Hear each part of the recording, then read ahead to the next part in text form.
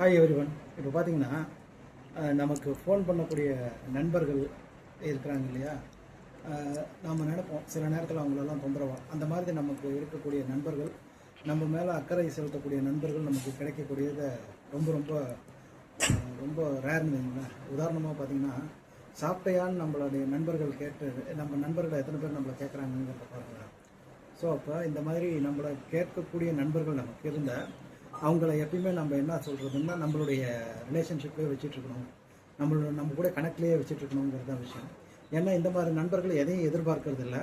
அவங்க நம்மளை நினைக்கிறாங்க, நமக்கு ஃபோன் பண்ணுறாங்க, நம்மளை பார்க்குறாங்க, நம்மகிட்ட நல்லா இருக்குங்களா அப்படின்னு ஆழமாக விசாரிக்கிறாங்க. அவங்களுக்கு என்ன தேவையோ அதை பொறுத்து அவங்க இருக்கிறாங்க. ஸோ அவங்களுக்கு தேவை நாம தானே ஒழிய நம்மக்கிட்ட இருக்கிற வேறு எந்த விஷயமும் இல்லை. அந்த மாதிரியான நண்பர்கள் கிடைச்சா நம்ம அவங்கள எப்பயுமே நம்மக்கிட்டே வச்சுக்கணுங்கிறது விஷயம். நன்றி.